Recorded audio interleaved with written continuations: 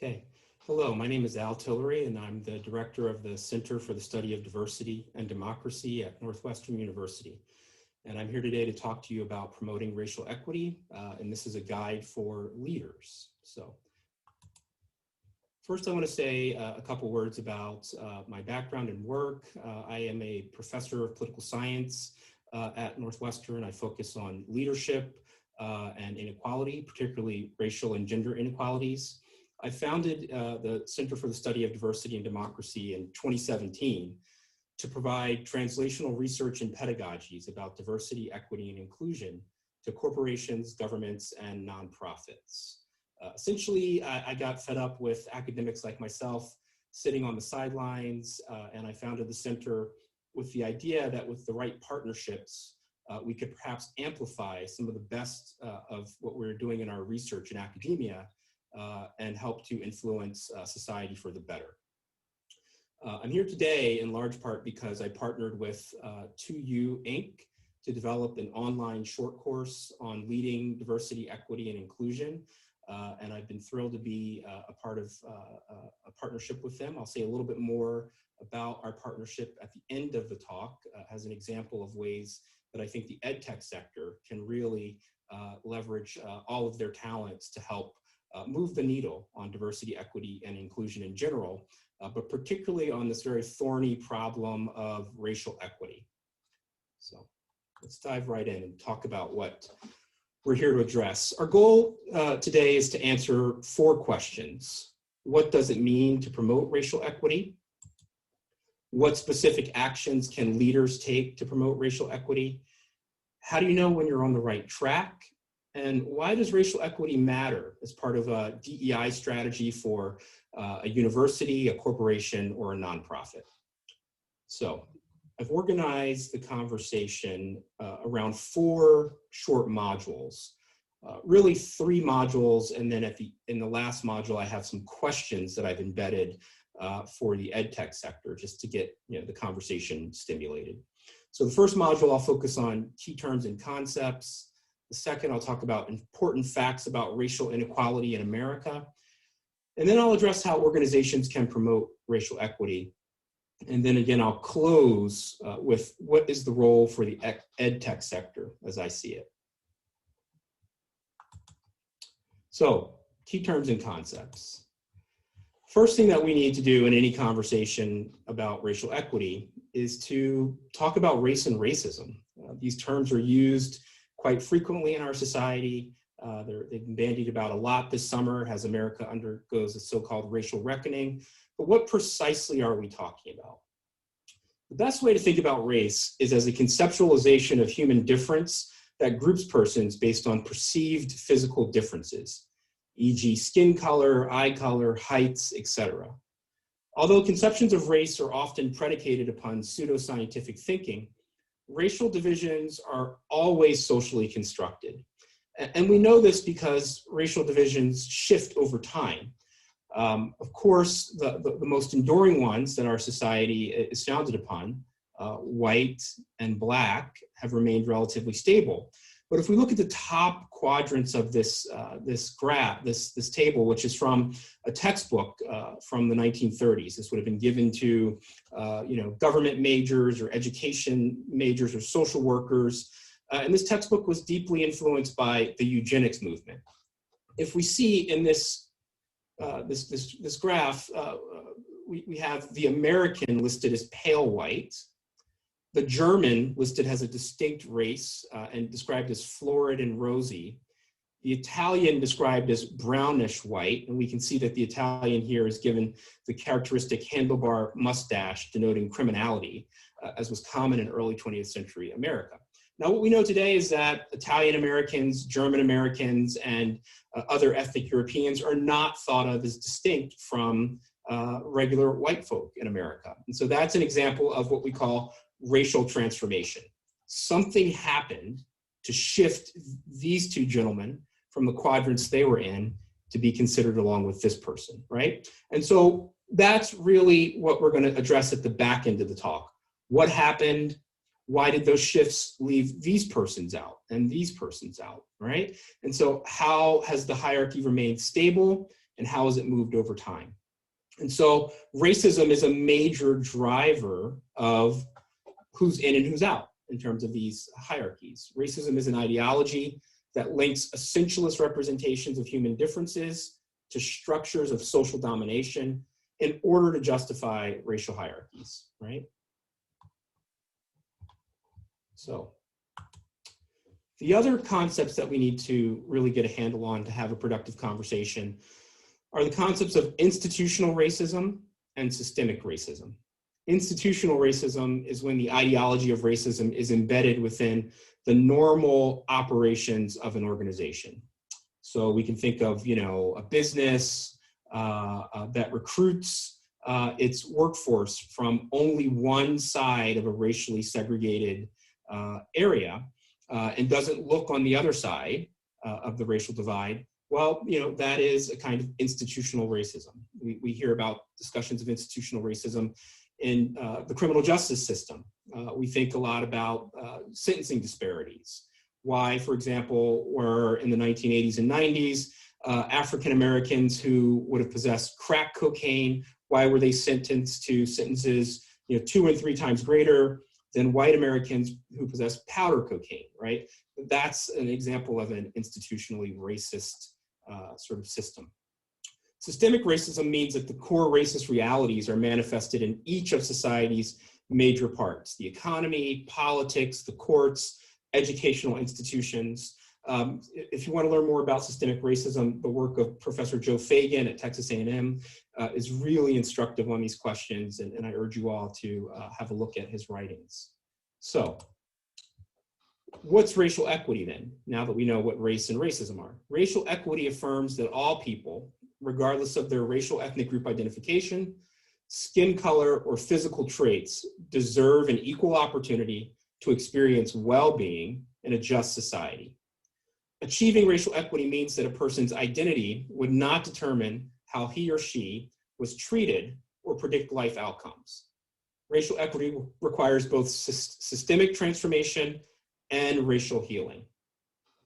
And the point of racial equity, importantly, is the work is to develop fair practices to promote a positive equality between different racial groups. We don't want to achieve, for example, a racial equity between Black people and white people in the United States by lowering the incomes of whites $25,000 to $35,000 to be where Blacks are. That would be a sort of negative outcome, right? So when we have racial equity conversations, the conversation is about moving people up to a level of positive equality. So what are some facts about racial inequalities in America? The first thing that you have to get your mind around in order to promote racial equity is the idea that for most of our history, America has been a racial dictatorship. What does that mean? It means that we didn't really start to become a multiracial democracy until the passage of 4 important civil rights laws in the 1960s. The Civil Rights Act of 1964, the Voting Rights Act of 1965, the Hart-Celler Immigration Reform of 1965, and the Fair Housing Act of 1968. And so if the marker for beginning to become a racially equal society, a multiracial democracy, where you can vote regardless of your color, where you don't have to be white in order to immigrate to our society, where you can get goods and services from everywhere, regardless of your skin color, right? That doesn't start until 1968, 52 years ago. So what I want to stress here is that we have a very long heritage and a very deep set of inheritances from this period of racial dictatorship. Constitution was a pro-slavery document. We have racial quotas for immigration. Segregation was protected by federal law until 1964. The US military was segregated until 1948. That's going to become a very important consideration as we move through the talk, right? So these inheritances that I've talked about are really what we call racial gaps in outcomes. So we know from social sciences that there and medical sciences that there are a lot of racial gaps in outcomes in our society. Automobile ownership, for example, Blacks are 1/3 less likely to own automobiles than their white counterparts. Infant mortality rates for Blacks and Latinos in some parts of our nation are approaching that of third world nations. Deaths due to police shootings. We know that African Americans are 2.5 to 3 times more likely to be killed in encounters with the police than are their white counterparts. Unemployment rates. The secular trend is that the unemployment rate for Black Americans is double the unemployment rate for whites since we began keeping statistics. And educational attainment, what the ed tech sector is really interested in, is something that we should also consider. Why we're having this conversation about racial equity and racial reckoning this summer and fall is because of what happened to George Floyd in Minneapolis and Breonna Taylor in Louisville, Kentucky. But the roots of the problem go much, much deeper than these cases.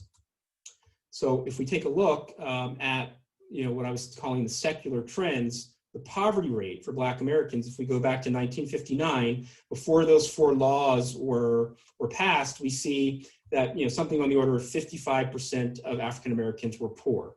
Now we can see that through interventions, we have reduced this poverty rate dramatically into the 2000s, but the rate still hovers, at 3 times the rate of their white counterparts, right? And so what we have to understand is that this is in large part a function of the kinds of societal engineering that occurred under the racial dictatorship. Let's look also at unemployment rates. Here, the Black trend is double the white trend. The chart will continue into the 2020s, and it will look the same.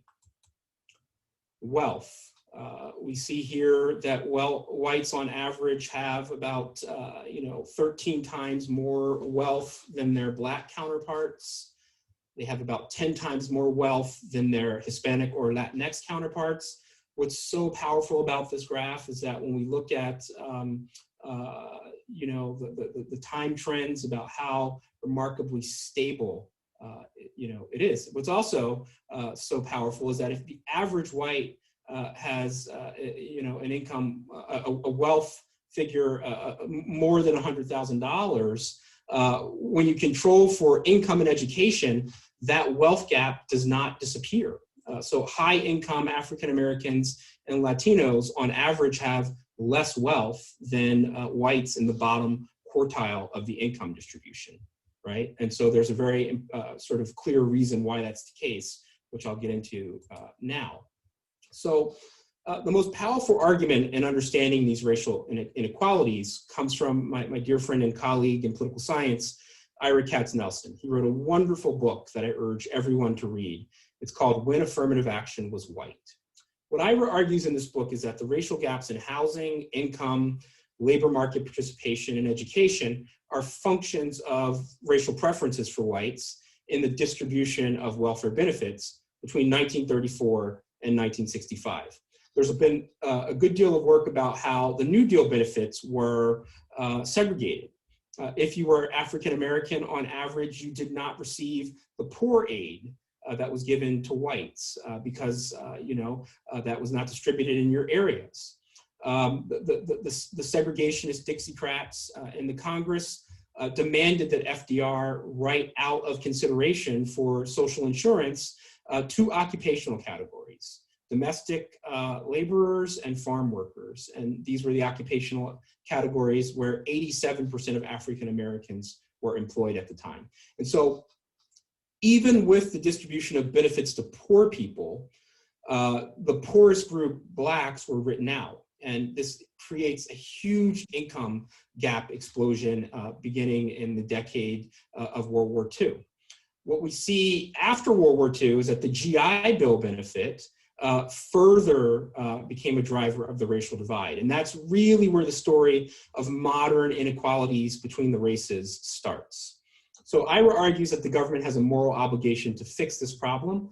I agree with him, but I extend it a step further. I think that our educational institutions have this obligation, our corporations have this obligation, and so do our nonprofits. So let's unpack a little bit of Ira's argument before I move into what we should be doing in the Q&A phase. What we know about the GI Bill is that President Bill Clinton described it in 1994 as FDR's most enduring legacy.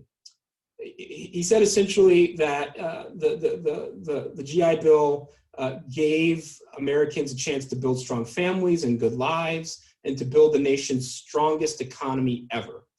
The GI Bill helped unleash a prosperity never before known. And this is absolutely true. The problem if you're African American is that the military was segregated. President Franklin Roosevelt signed the Selective Service Readjustment Act, or the GI Bill of Rights, in 1944. The war ends in 1945. The military is not desegregated until 3 years later in 1948 with an executive order by President Harry Truman. So what does that mean in terms of shaping the context for racial inequality? What it means is that 16 million white men return to the United States and get the benefits of the GI Bill after World War II. The figure constitutes 8 out of 10 men born in the 1920s. This legislation fundamentally transforms the American middle class. Because of segregation, only 920,000 of 4.5 million eligible Black men get GI Bill benefits. So the military worked in a way that there were segregated units. Once those segregated units filled up, there was no more room for Black men. And so when white men came back, there was a huge multiplier effect in white communities, but because only a quarter or less of the Black men went, that multiplier effect was not very extensive. And I see this story very clearly in my own family. My one grandfather on my father's side dropped out of high school at 16, went into the Navy, and was an ordnanceman firing missiles at the Japanese across the Sea of Japan.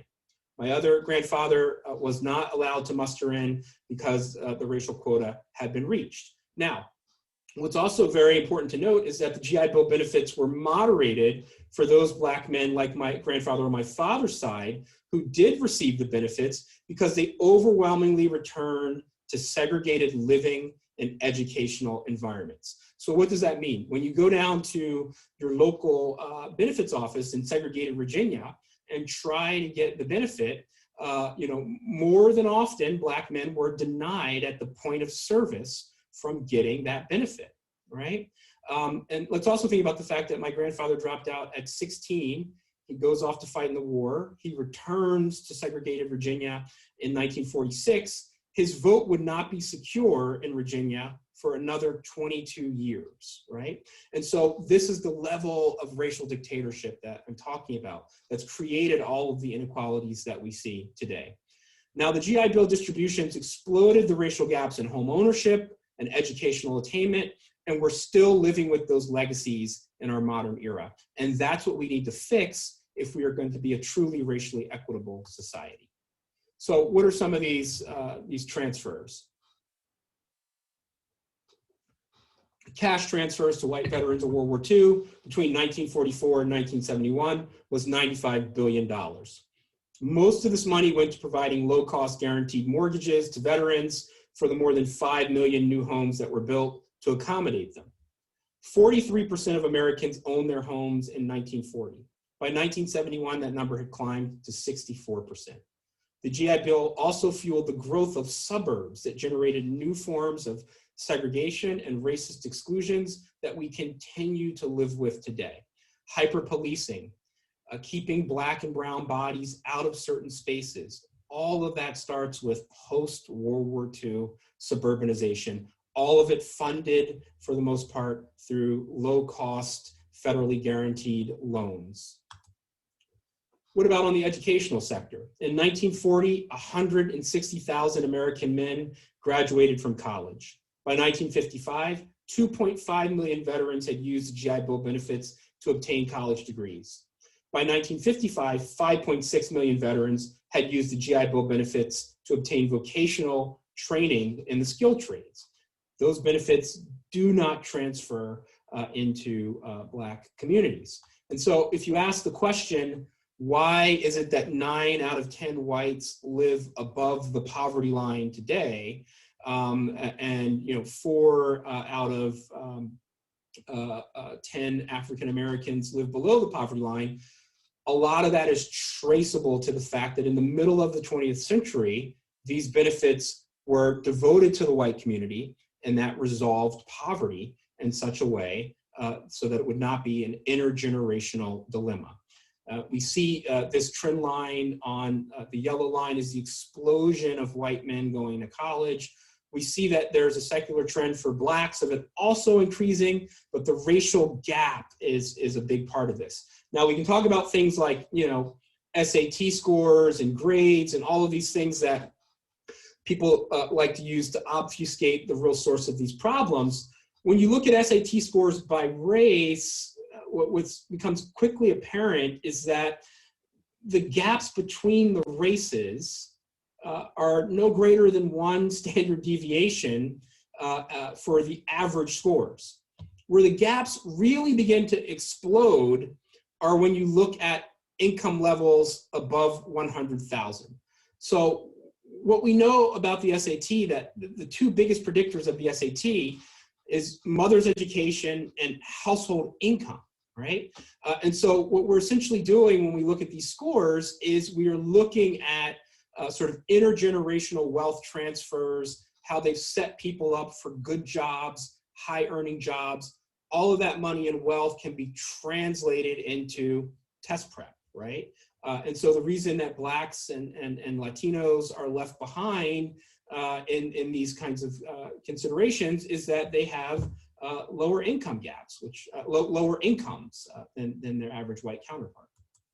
Okay, so let's get into for the next 5 minutes, what we can do to fix some of these inequalities, and then go into the Q&A if there are any questions. So how can business leaders promote racial equity?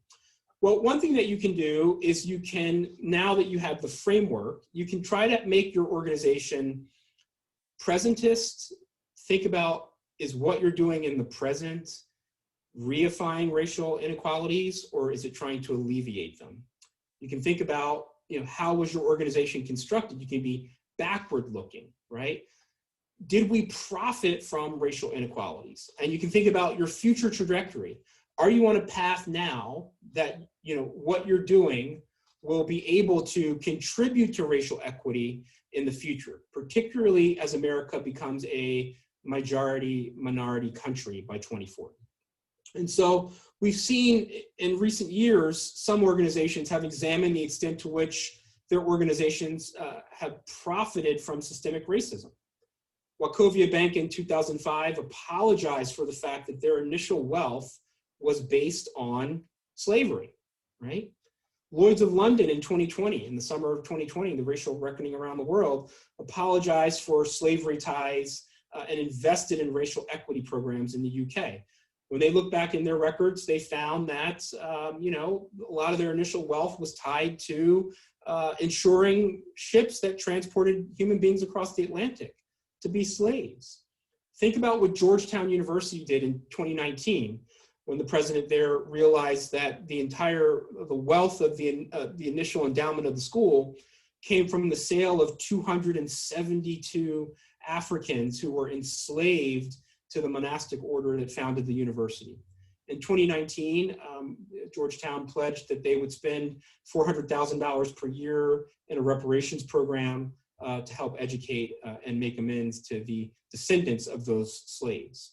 Harvard University found out that their own endowment for their law school, the Roybal endowment, was tied to slave labor as well, and they apologized and have been trying to make amends about that. So that's one thing you can do. You can also take a deeper dive with the racial equity audits by asking yourself, did your organization supply and profit from segregated governance? Is your organization located in an area that was developed through zoning to reinforce segregation under the dictatorship? I bet it is. And if it is, I bet your Black and brown workers living in our society that is still very spatially segregated by race, they have travel times that are probably 1.5 to 2.5 times what your white employees have to your workforce, right, to your organization. So you can probably do something about that.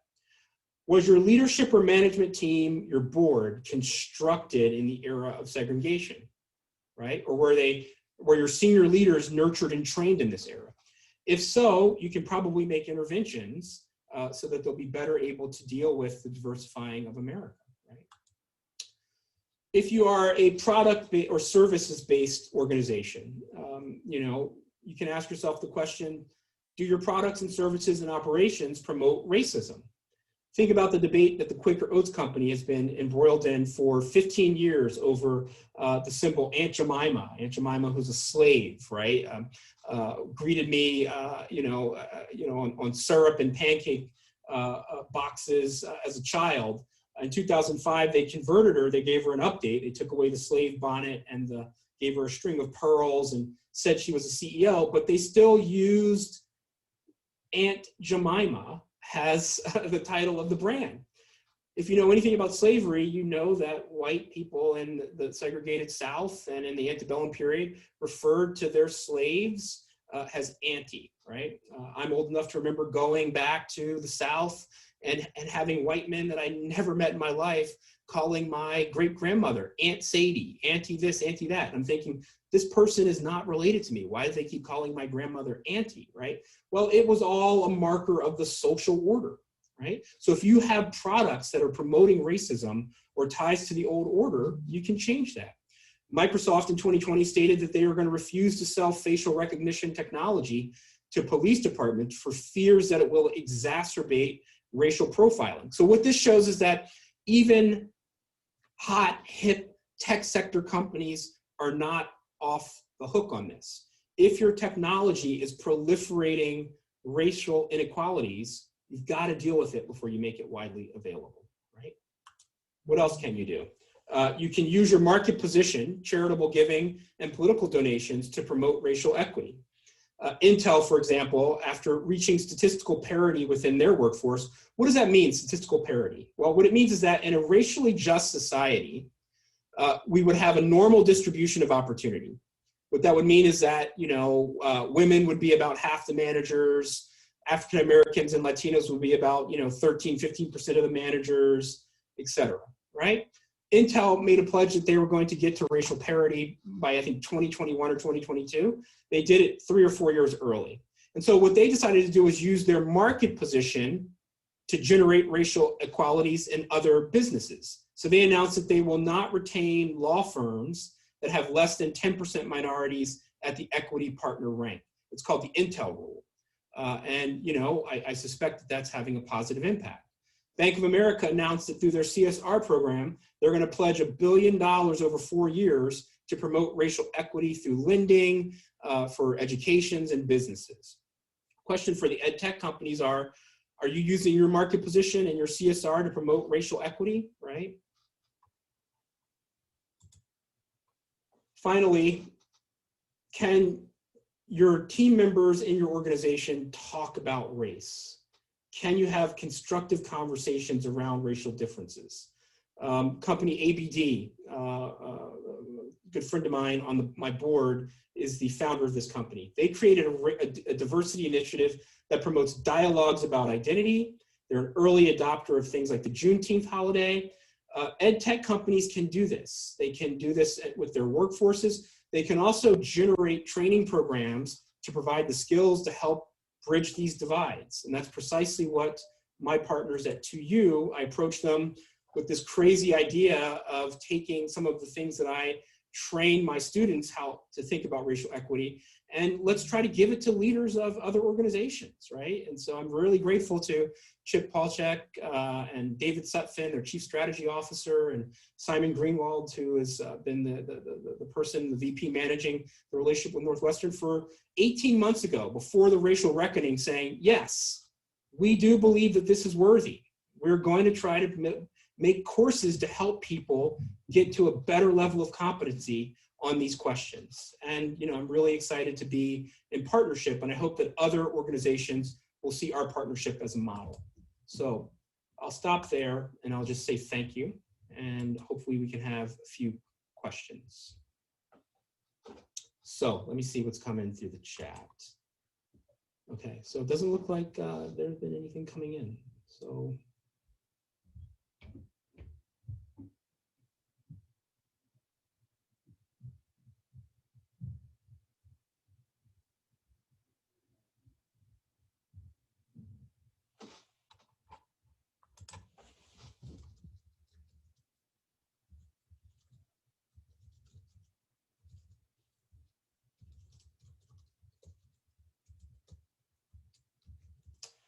Okay, well, since there are no questions coming in, I think that what I will do is share my screen again, and I'm going to play the awesome trailer for the DE&I initiative that I was just talking about.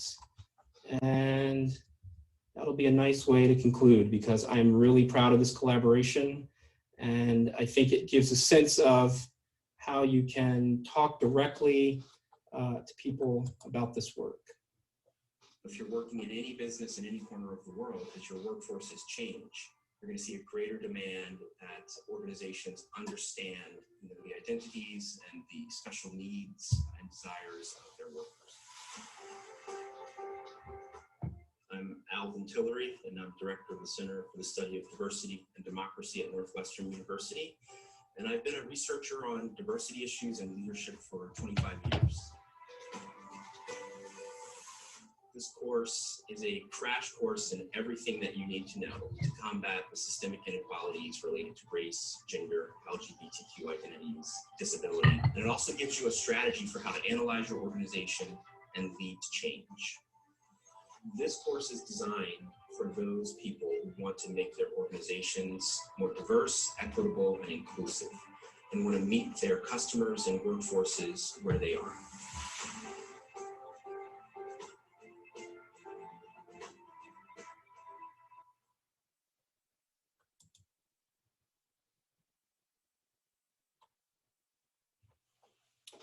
Okay, so it looks like some questions have come in. So the first one is, can you say more about the difference in approach for a business versus an educational institution?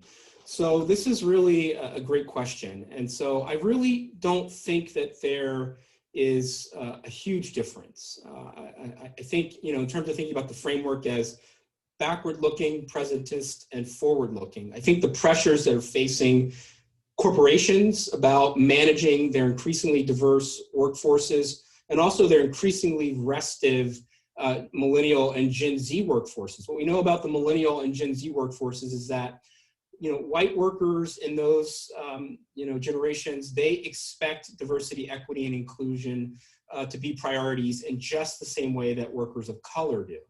And so I think that universities and corporations are going to be in a position where, as our population contracts, there's going to be a huge war for talent and students. And if you don't get a handle on how to communicate about and lead on racial equity and other diversity, equity, and inclusion issues, I think you're going to be left behind. So I don't think that it's very different. I do think that the profit motivation of corporations can, in some ways, lead to faster change than among in the nonprofit sector. I think it's harder to shake up the path dependence that you find in educational institutions. But I think in corporate settings, if you can show a connection to that business case, I think change can happen much more quickly. And the sort of shifting workforce dynamics, I think, is going to be the biggest change that we're going to have, in terms of advancing the business case. So another question has come in about how do we move corporations from apologies to reparations? Well, I think it depends on, what kinds of reparations that you're talking about, right? I think that I've referenced the incredible work that Bank of America is planning to do with that $1 billion investment. I know that JP Morgan Chase just announced a huge commitment this week as well. And so if we think about those commitments spent in the Black community by corporations as part of their corporate social responsibility, that's great. It's really important, it's really impactful, but it's nowhere near enough to undo. Forget about the 400 years of racial inequalities from slavery, just undoing the 80 to 90 years from what happened with the New Deal. That money is not going to be enough. And so it's really going to take government action to move on this question. And it doesn't have to be in the form of a sort of, cash dispersal. Government, reparations can look very similar to what these, companies or banks are doing, right? But there's got to be some attention to closing these racial gaps if we're going to thrive as a multiracial society. And I don't know if you guys have been paying attention, but the FBI, Department of Homeland Security, just announced that the greatest threat in America to our internal stability is white supremacist terrorist organizations, right? And so one way to get a handle on that is for our government to get behind very clear policies to stamp that out, but also raise people up in a way that would be equitable. So questions just come in about how does President Trump's executive order hurt the chances of these reparations efforts to succeed? You know, I think on President Trump, it's just really, really sad that we have a president who would not condemn white supremacy in a presidential debate. And so what I'll say to organizations is that the kind of diversity, equity, and inclusion training that President Trump supposedly banned in that executive order doesn't really exist out there, right? Most trainers talk very sensitively about non-conscious bias. In fact, non-conscious bias was put in place as a training regime because we thought it was a way to really backdoor people into conversations about race and inequality. And so I think what Mr. Trump is doing with that executive order is just trying to create mischief because he thinks it's going to gin up support among his base. And from what I know about his base, that's likely true. But what I will say is that the course that I've designed for 2U is easily immune to that executive order because we don't shame anyone for what we've all inherited from our society. We talk about the structures and how they make equity difficult but not impossible. And that's what any good training should do. But I'm heartened that Mr. Biden has said that if he is elected, he will rescind that executive order. And to any company thinking about backing away from that, ask yourself this question. Would you invite a supporter of the Proud Boys to do racial equity or diversity, equity, and inclusion training for your organization? Probably not. Would you invite someone that would say that Nazis are good people to do racial equity and diversity, equity, and inclusion training for your organization? Probably not. And so that's where our president is, and you should not listen to him on this issue either, because it cuts consistently against the national security of the United States, and it cuts against all of our own well-being.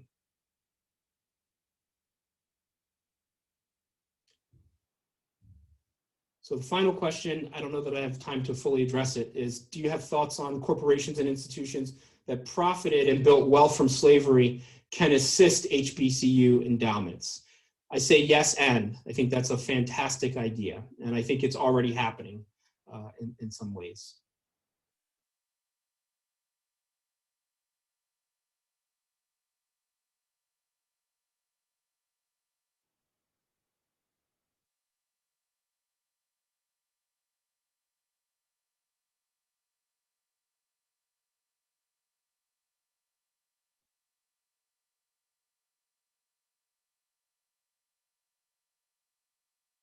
Okay, I want to thank everyone for listening.